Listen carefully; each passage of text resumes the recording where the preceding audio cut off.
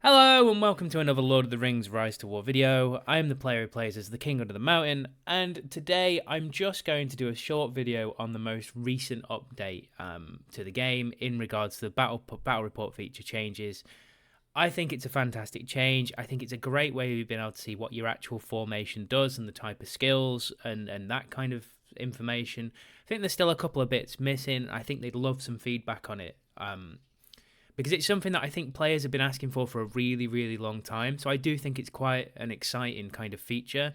And it's probably gone a little bit beyond what I hoped it was going to go for in the way that it breaks it down. I'll kind of go into that, but I do think it's a really positive update. So please get in game, have a look, check it out, see how you feel.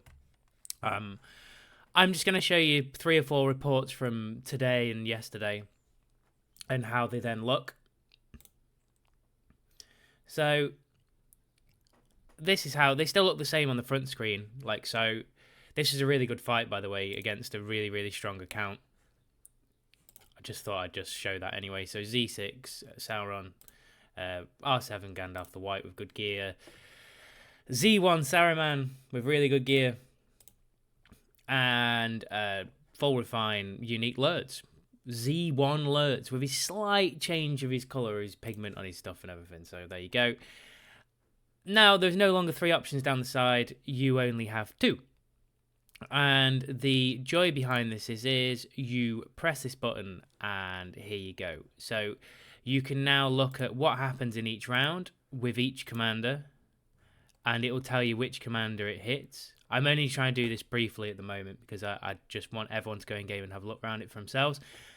So you can see what damage has happened, what basically happened in that round, a lot simpler than what it was. You can go to round 4. You're still getting your headline number up the top.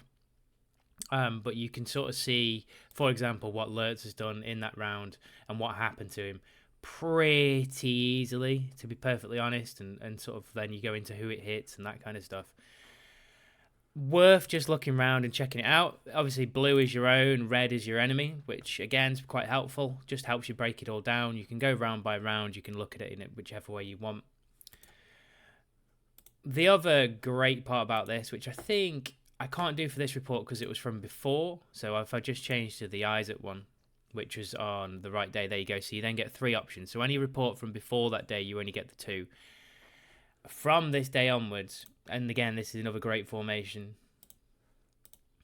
I thought this was a really good win. Just to sort of prelude to this, not that I'm supposed to be, but I actually worked out, because of the new battle report system, that I was being a bit dense for the last few days.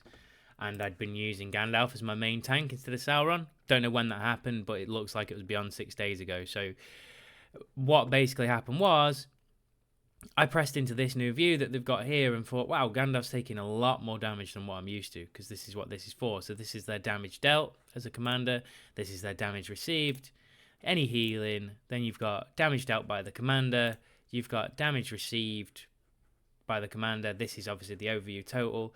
Then you've got your soldier damage. You've got your damage received by the soldiers. You've got your wounded soldiers. And you've got your dead soldiers.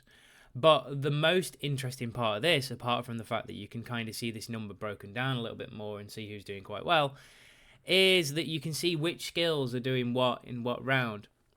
So I'll just give you the common example of, everyone seems to think that the skill that hits the most and the hardest throughout the entire fight is Durin's Blood for Dane, for example. However, looking at this new style of report, you can see on both sides that Durin's Blood has actually not done as much damage as the other 2 skills. Food for thought is what I will say, but it goes down to frequency of attacks. That's a different thing, but it just goes to show you that you can now look at what your skills are actually doing in the fight. And then you also get this lovely option here, which is the anomalies caused. And you can see Sauron, my Sauron, has caused 4 lots of madness.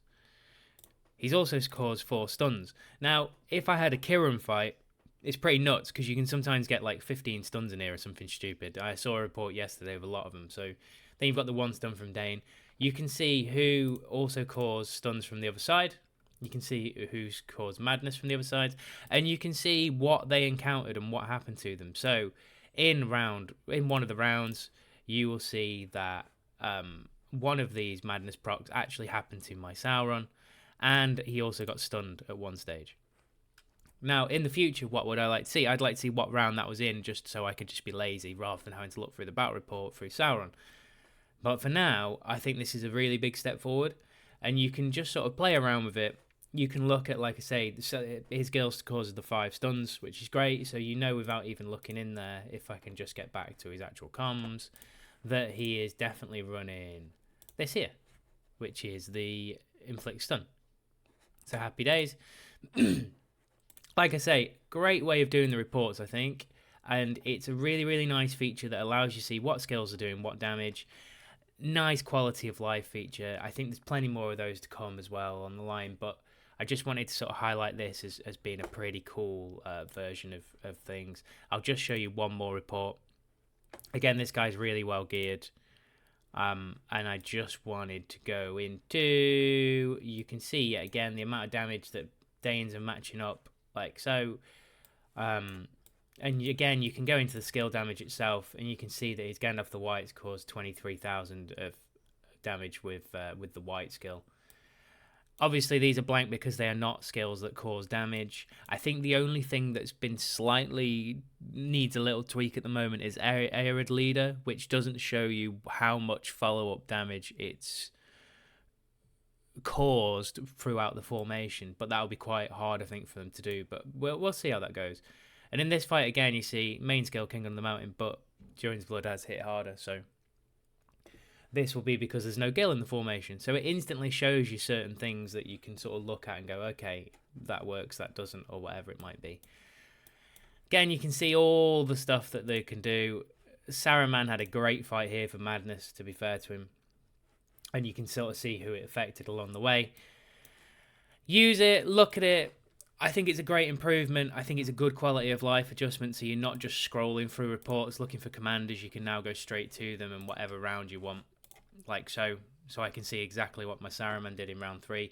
Mainly, in most of the time, it kills myself, but there you go. That's a different story. And that's all I wanted to talk about, really. I will do a more in-depth video into this because I think it's quite important to sort of look at how... It will show a lot of how interaction works with different formations, particularly the Gil ones against the non-Gil ones. But it's nice to be able to see it now in your face. And with that, that was everything I had time for this morning. So, as always, thanks for your time. And if in doubt, always follow your nose. Or in this case, the new battle reports.